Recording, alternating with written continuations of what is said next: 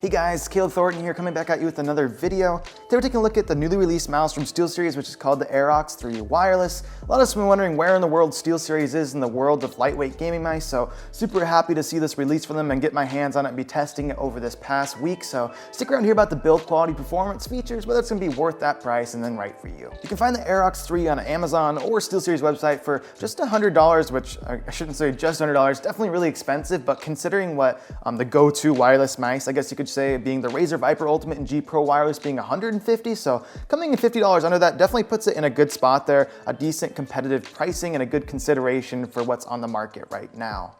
Out of the box, besides getting your mouse itself, you're also going to get a USB-C dongle, which is obviously used to use it in its wireless connection mode, your USB-C to USB-A cable, and then also a little adapter which you can plug your dongle into, and then also on the cable, and then run the cable to your PC. So if you want to route it around so you can get a better connection to your mouse, you have that option available to you. Starting off the build and design of the Aerox 3, they are using a completely ABS plastic shell or housing for the mouse itself. So eventually, after you put a lot of miles on this, you will start seeing it wear down, but that's way down the road, nothing you have to worry about up front, of course. For the texturing on it, you do get this really nice gritty feel on mouse 1 and 2, as well as on the side panels, which for me is more than enough grip. If it's something you're sensitive to, obviously, you can always slap some aftermarket grips if that's something you're going to need. As far as cutouts go on it itself, they aren't really a honeycomb shape like as in the traditional honeycomb that we're used to seeing. They're more of a square and they are pretty big, which I thought was gonna bother me at first, but really does not. One thing which I'm really happy about, and probably a lot of you guys will be too, nothing on the side panel, so you don't have to worry about feeling that on your thumb or pinky side of the mouse, which is nice to see.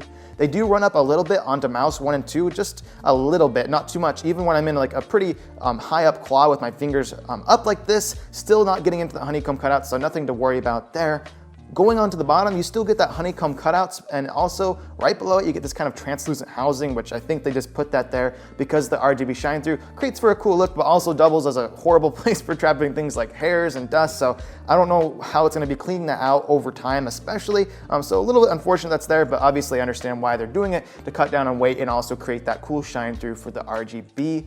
Even with the weight reduction they're doing on it, still super solid, putting a lot of pressure on these side panels right now. No activation on the side buttons. If I do push top and bottom, I'll start hearing some creaking and maybe get that DPI button to activate, but I don't feel like that's necessary to even do really, because no one's pushing on their mouse, top to bottom. So overall, the build is really solid. The weight comes in at just 66 grams in the Aerox 3, so super impressive they're able to keep that super lightweight performance, even with having, those wireless components stuffed in there, as well as the battery. And one of the ways they're able to get that weight down is they said they slimmed down that battery, but even with that, you still get up to 80 hours, I should say. Obviously, RGB and stuff like that's gonna affect that, but up to 80 hours in the 2.4 gigahertz wireless mode, and then up all the way to 200 hours in that Bluetooth mode. And this is using their Quantum 2.0 wireless connectivity, so you're getting both that and that Bluetooth, which is obviously expected. We see both forms of connectivity even on their budget half price of this $50 Rival 3 wireless, so definitely expected on the Aerox 3. But overall, all my time using the Rival 3 wireless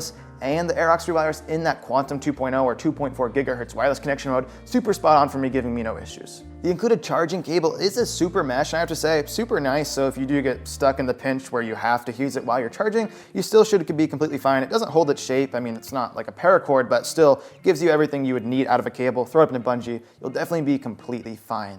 I want to quickly mention on, or touch on this because I know it's gonna make a ton of people happy. We are finally seeing USB-C on mice.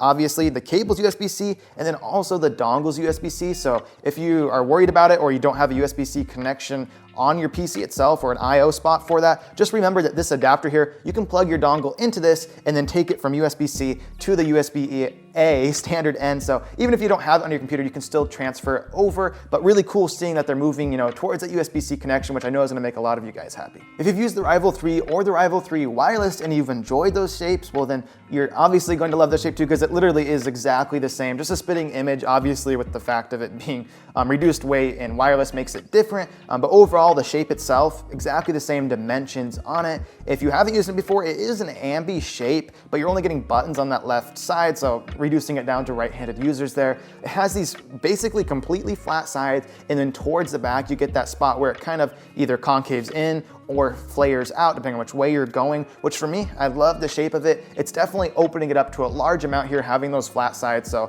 even with it being around a medium-sized mouse with bigger hands, I can still pull off a palm. This is definitely not the most comfortable, but a claw to fingertip style grip feels great on this. Obviously though, if you have smaller hands, it might limit you a little bit more into that, but this is gonna be opening it up to a large range of hand sizes as well as grip styles. So a nice comfortable shape that's gonna accommodate almost anyone. You do get 6 different programmable buttons on the Aerox 3, and these are all customizable in that SteelSeries software. For switches, they are using a mechanical switch, and they're called the Golden Micro IP54, and they're rated for all the way up to 80 million click life cycle there, so a ton of headroom to work with there. Before we talk any more about them, I'll go ahead and give you guys a sound test.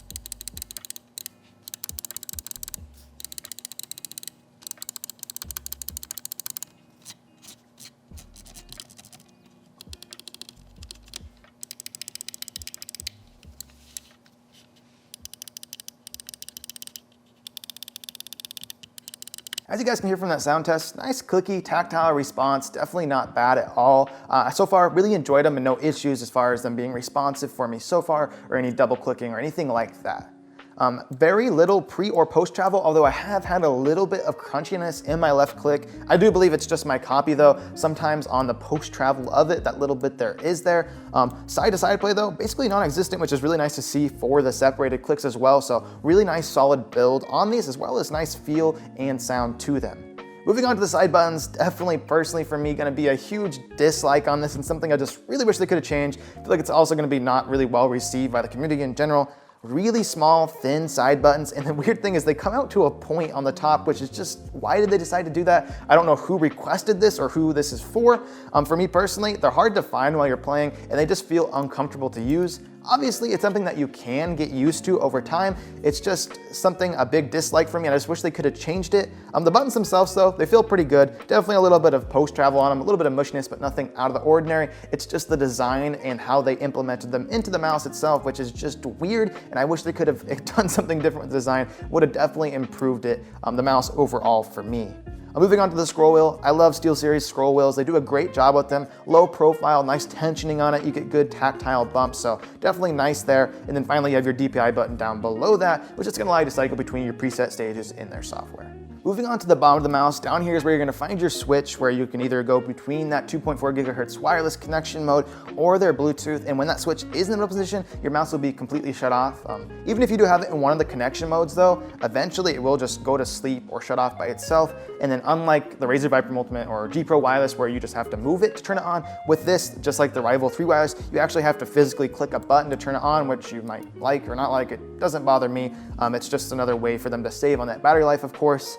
Moving on to the biggest downside of this mouse, and what's gonna be really annoying to a lot of people, super annoying to me personally, is these PTFE feet. Obviously not 100% because they are black.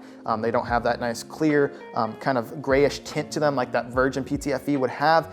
I don't know what they decide to do with this. Like, this almost completely ruins the mouse overall. You have all these nice components on top, works really great. Then you set it on your mouse pad, you get this horrible scratchiness, not only to the ear, but I feel like it's affecting drag a little bit too, because they just don't feel good at all. Even though they are rounded around the corners, I feel like you can definitely see where it's pulling up stuff from the mouse pad. Just does not feel good overall. And with the really low liftoff distance of the sensor, it's gonna be hard for aftermarket companies to design feet they're gonna be better, because they're so thin on it to where it's barely over that plastic frame. I just really wish they could have done something different, either redesigning the foot design completely or giving it a little bit thicker glides that are just nicer quality for a $100 mouse. So really big bummer to see that. That's definitely gonna be one of the things that you guys are, if you're planning on picking it up for the shape and the other components, definitely gonna be one of the things that you're gonna wanna look out for changing most likely. I've heard some people say it doesn't bother them. For me personally, it really bothers me, and I know there's others that it bothers them as well. It's just a really big bummer they couldn't have fixed that on this. You'll just have to excuse my rant on the feet there. It just really annoys me when companies make a great product,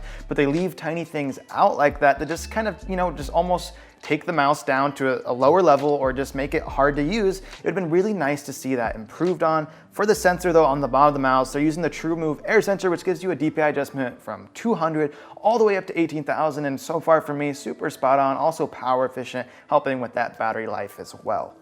Quickly touching on the RGB lighting of it, I didn't really want to touch on this, I don't feel like it's necessary, but it is done really well in this and I like the way they did it. You kind of get this ring around the bottom, almost going all the way around, stopping just a little bit before the front on each side, which creates this really cool separation between the mouse itself and the mouse pad. And I think it's done well.